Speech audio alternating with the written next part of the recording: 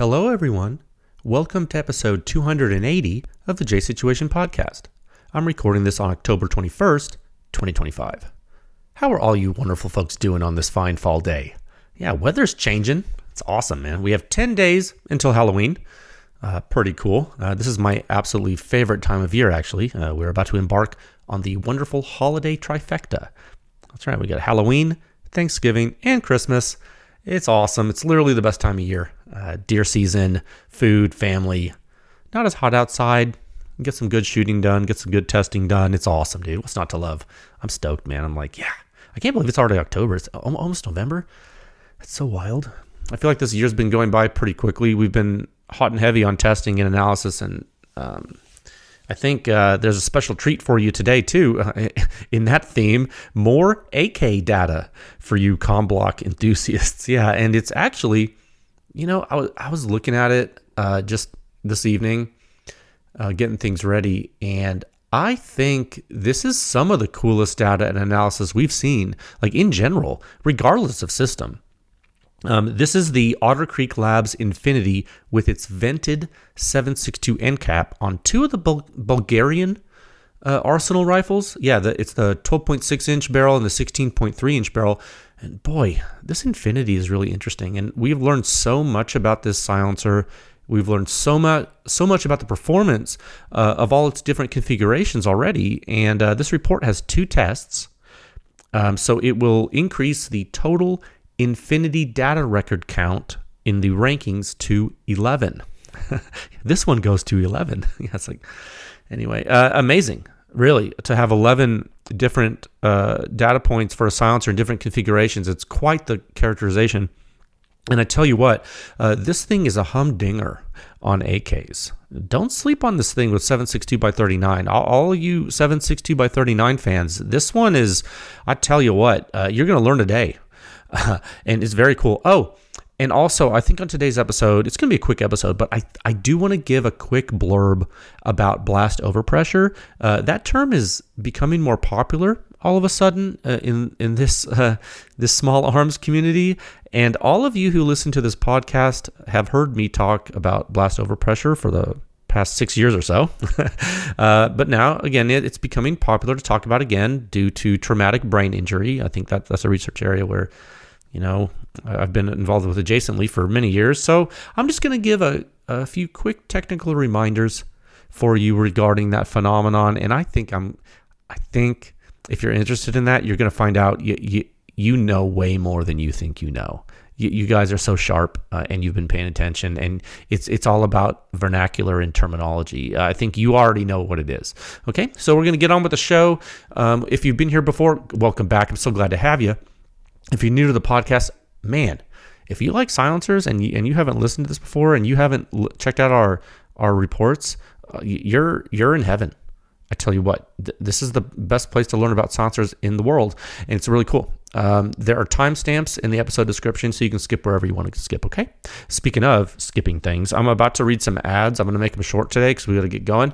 But if you want to hang around and learn about some cool companies that help the PEW Science Laboratory, you should do that, okay? The first one is Legion Athletics. Really, we're big supporters of them. They're big supporters of us. Legion Athletics is actually very data-driven. Their products that they sell, their supplements, are all tested by independent labs to ensure purity and also that you're not going to fail a drug test if you're a competitive athlete tested by WADA or USADA. Okay, and that's really important. I think drug-free strength sports, in my particular instance, I endorse a drug-free sport. That's my personal philosophy. I'm not saying you don't have. I'm not saying don't do drugs. You can do drugs if you want, but I choose not to, and I'm a big proponent of that. And I believe in drug-tested sports. I believe that if you're going to compete in drug-tested sports, you should be drug-free. And if you want to maintain that and maintain your status, I think shopping for supplements at somewhere like Legion is smart. They have all kinds of stuff. Use code word PEW Science to save. I think, it used to be you save 20% off your first order. Now, when you use code PEW Science, you get buy one, get one, 50% off your entire shopping cart. which is pretty cool. And then you get 20% cash back every time going forward when you use the code. Okay, get strong. It's important. Legion Athletics. Sponsor Shop sponsors the podcast. Largest distributor sponsors in the known universe. The kiosk is really one of the most powerful things they have, and their dealer network is also very large. So if you go into a gun shop and they have a kiosk, you can do your fingerprints and photos electronically, get a money back guarantee. It simplifies your sponsor purchasing process. All right, just you and your sponsor with no drama. Truly, sponsor ownership simplified. Top Gun Range Houston they're Top Gun Range out of Houston. They are a sponsor shop dealer, but they have a 15-lane indoor range where you can try all the different systems yourself. You can actually rent all the different weapon systems, and you can rent silencers. Kyle and his crew are actually gun people. They're really cool. They will help you. They use PEW Science data to express the risk to the operator and bystanders for the folks that are buying the products. They're actually using real data to educate their buyers, which is really all you can hope for, right? Check them out at topgunrange.com. Another endorser and supporter of PEW Science is Capital Armory. They're a very large NFA dealer in Texas that actually started out because they were frustrated with the process, and they're true, like, salt of the earth NFA people. Like, I know it's a gun store. I know they're selling stuff, but really these people are actually enthusiasts, and they actually appreciate high performance systems. And I think that's why they like PEW Science, which we're happy about. And they have a really cool thing where if you live in one of the 42 states where silencer is legal, you can have them shipped directly to your house. So it's wild. Capital Armory, go check them out. Finally, PEW Science sponsors this podcast. I'm the technical director of the lab. In the interest of public education, we continue to do this podcast, sponsor the podcast, keep it going. And we want to push the silencer industry forward one test at a time. I believe we have done that. Visit our website at pewscience.com for the suppression rating. It's a risk metric, and it's the simplest, most accurate hearing safe rating for your suppressed small arms based on true human irresponse of the entire gunshot from before the combustion takes place all the way until all the combustion is gone. It's the home of the silencer sound standard. There are 7 sections so far. There's another one coming. It's the most in-depth and accurate silencer data analysis in the world. Guaranteed. 6 years running, pewscience.com. You can support all this stuff by joining with a membership at pewscience.com, which you really should, because it's really cheap. We haven't increased our prices at all. It's like the price of a cup of coffee, and you get access to the best data and analysis in the entire universe. And it's just awesome because you are supporting the entire effort. You're part of it. You are part of this. And wait till you see what we have for you coming up. Not today, but later. It's going to be crazy. Something that's free, doesn't cost you anything. If you don't want to give any money, just spread the word. Maybe throw us a one-time donation on the podcast page or the review page. Every little bit helps, and just let folks know the silencers and guns are awesome. All right, that's what you should do. We got 2 topics for you today. Like I said, topic 1, we're going to go through the Otter Creek Labs Infinity intro on the 2 AKs, and then topic 2, we're going to go through blast overpressure really quick. I'm going to prove to you how much you already know, which is the point of PEW Science, empowering the consumer so you can cut through marketing BS. Okay, so let's do topic 1 at a time of 8 minutes and 33 seconds. And I really did mean that. The point of that second topic is going to be to help you cut through the BS. Those, some people that are new to PEW Science have forgotten, or they never knew that. They think this is just like, oh yeah, they just do silencer reviews. No, we educate the public so they can't get fooled. So they can't get fooled by the silencer companies. That's like our major mandate, really. That's one of the reasons why when you see like a hater or something say something negative, it's because they sell silencers. It's okay.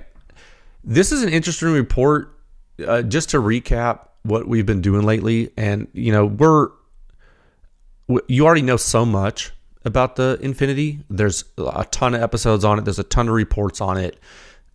And so the way I want to run this today is I want to go through high level and give you some things to think about that you might not. So I'm not going to go super nitty gritty into the Infinity itself, although we'll talk about it a little bit next week on the technical talk as is tradition, we'll go deep into the silencer itself. But if you've missed it, if you haven't been paying attention, I know some guys skip some of this.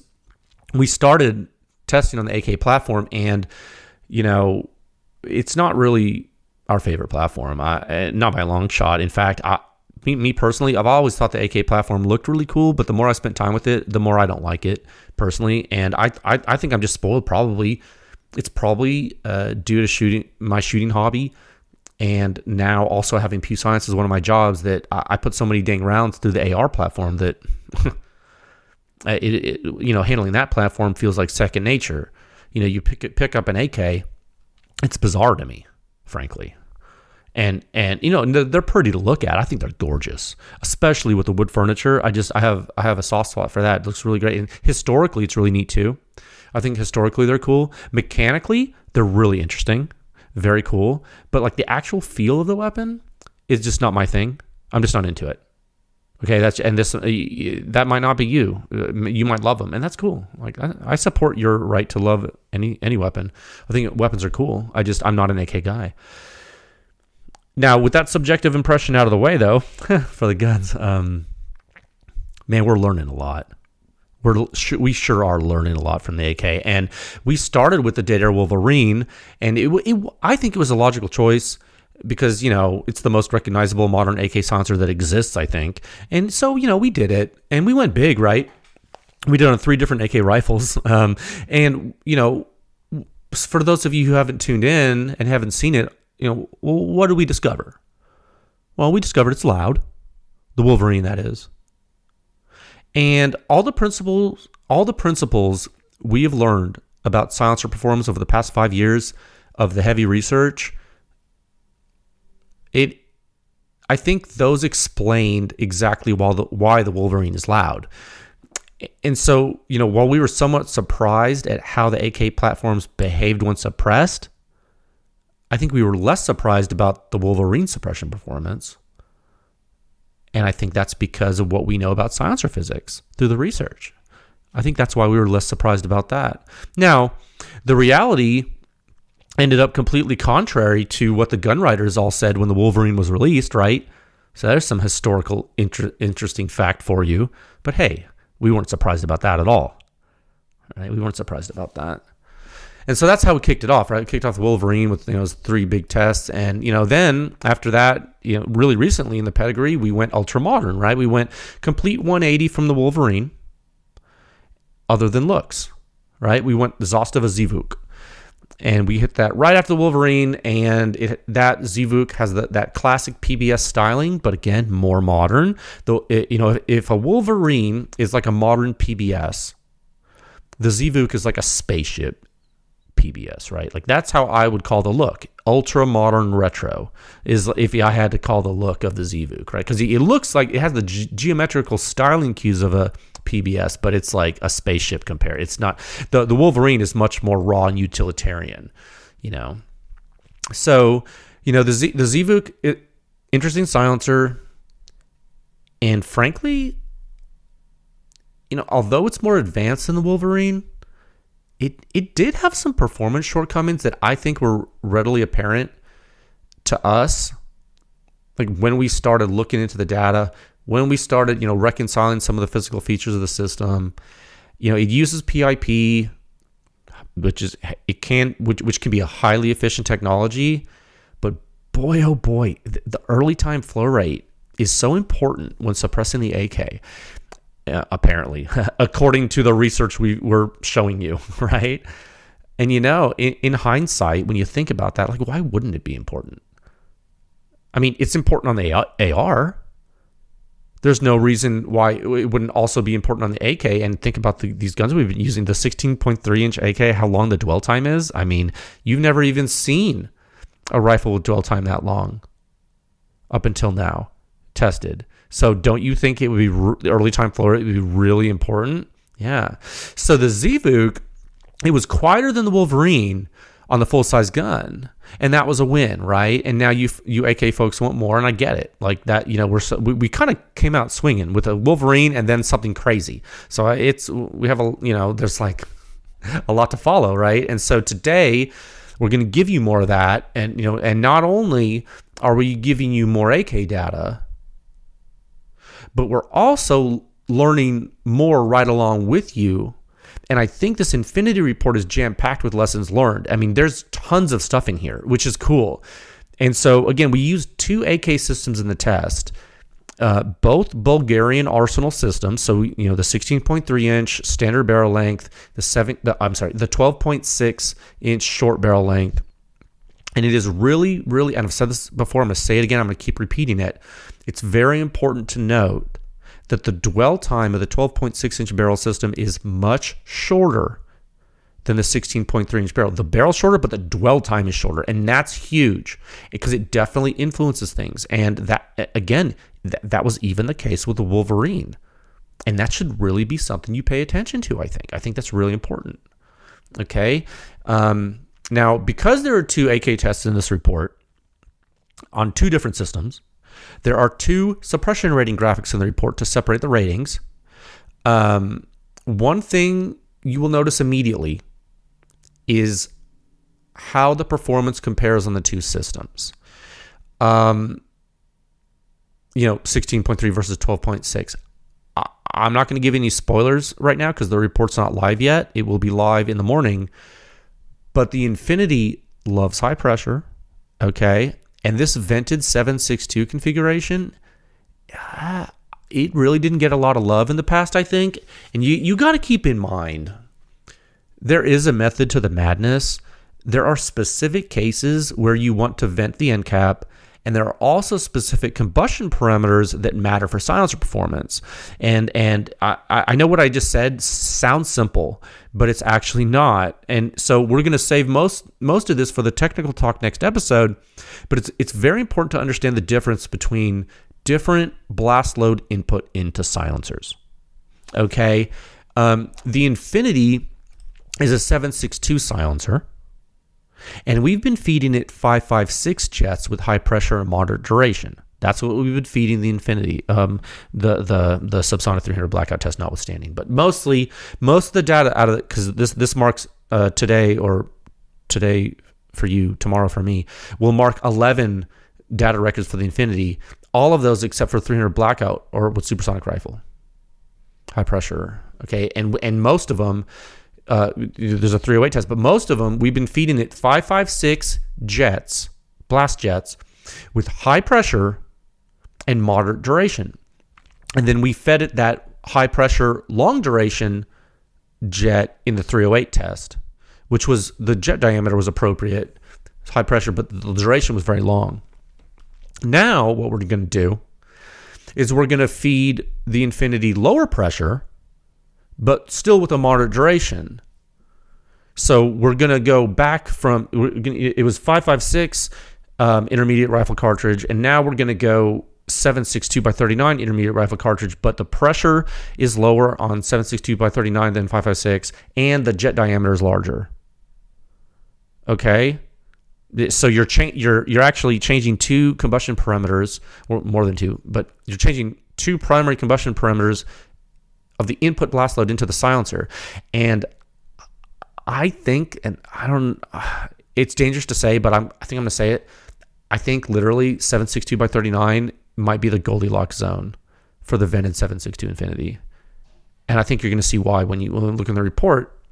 And we had some hints that the Infinity had little envelopes of input blast load optimization. We were getting hints of that through all the testing, but we hadn't quite narrowed all that down yet. And one of the reasons why is because of all the configurations. Because you have 4 end cap choices with this silencer, you really have to change combustion input quite a lot to form a good matrix, a performance matrix. And I think this report does it. I think we're there now. I think we understand this system really well. It's not simple. It's actually very complicated. I think it's Otter Creek's most complicated system that you've seen so far. With hybrid designs, there's sometimes unpredictable results. I think you've seen that in the research. We've all seen that. And you got to keep in mind, when you change the end cap on the Infinity, you're not just changing how the bore vents, like a normal, like take a rugged surge and change the end cap. That's not what you're doing with the Infinity. With the Infinity, you're actually changing annular utilization and pressure staging of the tech.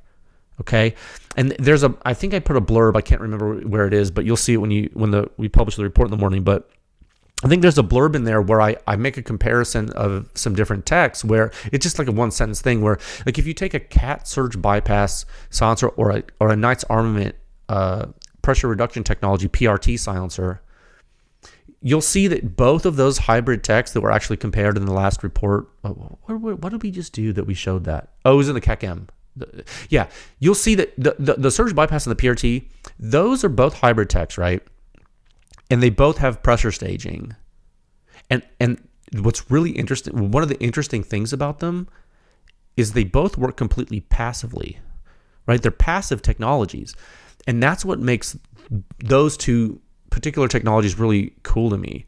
Now with the Infinity, it's actually an active pressure staging tech. Like, it actively does it. It's not like a passive attenuator. It's an active one because you don't get the full utilization of the Infinity and all of the potential without actively changing the end caps. You're mechanically changing it. And now the interesting part about it's not, and don't get me wrong, that's not a good thing or a bad thing. It is just how it is. And it was designed that way from the ground up. Right? That's how Otter Creek designed it from the ground up. And it definitely shows. So here we are, right? Now, here's that thing where it's like, you got to kind of think about it. Did Otter Creek mean for it to work like this on the AK? I don't think so. And I'm kind of cheating because they told me no. They told me they didn't do a lot of tests on the AK for it. But I think now they understand it better. And you know what's interesting about it? Well, I got tickled by this. I thought this was cool.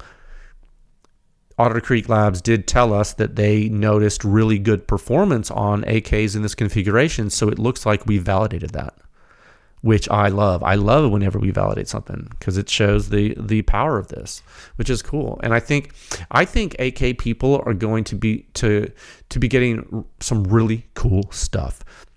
And I know this is only the third AK report. But with this, we now have 6 suppressed AK data points in total. And that's 6 more than we had about a month ago. So that's pretty good. Right? That's pretty good. Like, you're 6 suppressed AK data points richer than you were like a month ago. We're moving kind of fast, right? That's a lot. Like, imagine, like, if you're sitting at home and you're like an AK person, or like, imagine thinking that the Data Wolverine was your only option for AKs and not knowing what hybrid designs could do for you in 2020, at the end of 2025. I'm so sorry it took us this long to get to this. I am extremely pleased that we had a client project that pushed us to do AKs. You know what I mean? Like, we weren't like, it was like, man, we know we need to do AKs. We know we need to do it. We know we need to do it. We know we need to do it. And finally we got enough interest to where it became worth it. And then we started testing it, and they're like, oh, maybe we should test the Wolverine. Maybe we test this. And we're doing it. We're like, oh my God. And now look at this. Look at this stuff. This is like it's like the industry is like awakening on this part of the small arms thing. And it's like the AK is such a ubiquitous platform. I think I said this before when we talked about in the Wolverine talk. The AK is such a ubiquitous platform worldwide, and in America we're so biased toward the stoner system. You know, blessed be his name. But Eugene Stoner's he's a stud, man. I mean, I think the AR is better than the AK. You know, some people would disagree with me. That's fine. We're a free country. You can disagree if you want. All I'm saying is getting a chance to evaluate the AK platform suppressed and learn about the combustion variations and learn about the personnel hazards, and then see something like this where, honestly, the Infinity is knocking this out of the park. So I pity the fools trying to follow this. Like, dude, Otter Creek Labs is coming out swinging with this thing, and the Infinity actually might be one of the most characterized silencers on the planet. I mean, you have 11 tests. That's actually pretty nuts, dude. There might be something else in the standard with that many, something from like Rugged or Knights or something, but no, this might be the one. The Infinity might be the one. So I don't know. It's gonna be really neat to go into the back catalog and test some famous 30 caliber silencers and on the AK and see what they do. I think the AK is really challenging, and one of the reasons is the breech blast. That's right. Oh, yeah, that's going to bring us to the next topic. Speaking of blast, let's go into topic 2 at a time of 25 minutes and 7 seconds. Breech blast. Oh, he said blast. How come he always says that?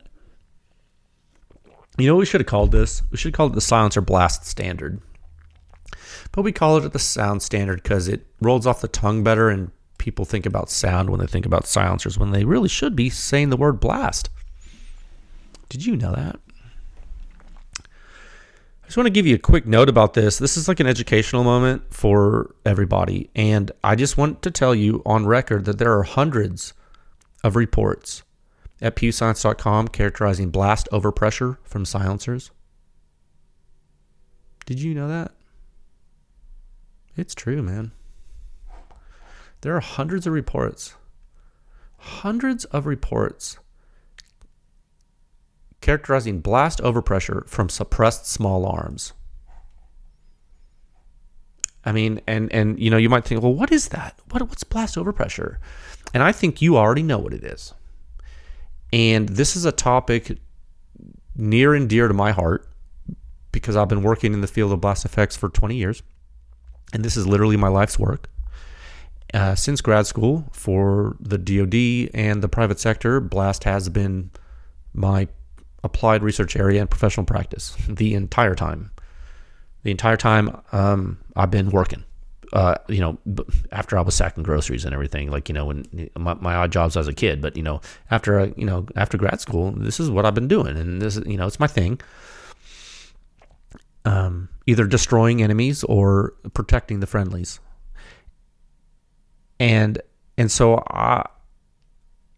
because of my background here, my ears perk up, you know, when I notice some buzzwords proliferating, especially lately. In the silencer industry, you know, and you know, government and military, you know, so I get some phone calls about it. You know, I had a call from a client to remain nameless the other day.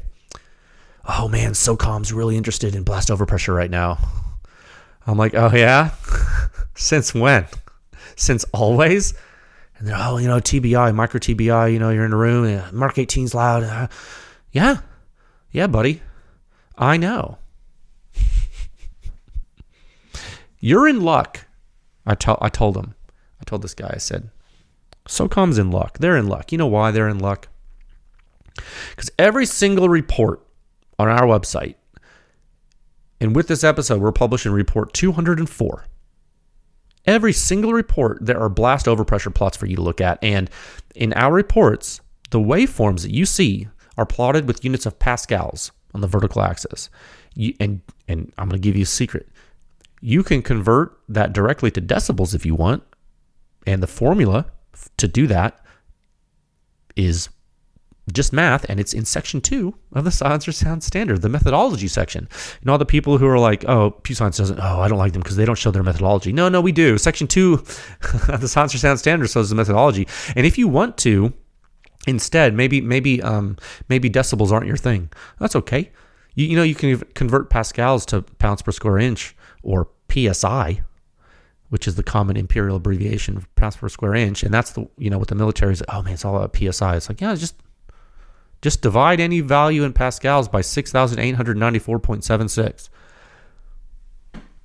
So if you have 6,894.76 pascals on a chart, like, oh, I don't know, in Research Supplement 127, when we showed you the unsuppressed Mark 18 and M4 data, you know, you see those peaks in there, they're around 1 PSI.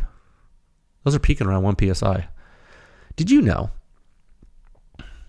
that 6,894.76 pascals is also equal to 170.7 decibels, which is also equal to 1 PSI? It's true. You know, you can't go straight from decibels to PSI without a special formula because, you know, decibels are logarithmic, right? Like the formula I told you to go from pascals to decibels, it's logarithmic and it's on the website in section 2. I didn't put the formula on there so to go from decibels to PSI, because you don't. It would be. I mean, we could put 1,000 formulas on the website to how to convert from every unit to every unit, but you can go directly from pascals, just like I explained. And again, what's really interesting and really good for you to know if you're into this, you can go to section 2 of the Silencer Sound Standard on our website, because it explains linear and logarithmic pressure scaling to you in detail. We published that in 2020 for you, so it's been on the website for almost 6 years now. So I'll bring all this up.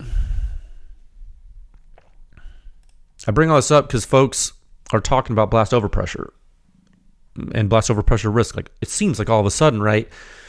And they're only using units like pounds per square inch or PSI. And I just want to tell you, it doesn't matter. It doesn't matter for you. Like, units don't matter. Pressure matters. Let me give you an example. You know, because we've been showing you blast overpressure, raw blast overpressure, all these years, half a decade. If you go get fuel from Exxon at the gas station there, down the street on the corner, you fill up with gallons, right? Like in the United States, you take the diesel or the gas nozzle, you put it in your fuel tank input there, nozzle in your car there, or your truck. You start filling. You look at the fuel pump there, and it's going to be ticking. It's going to be ticking on two numbers. What are the two numbers? The cost. I bet you're looking at that. And the other one is the unit of volume. And in the United States, it's going to show gallons. Right?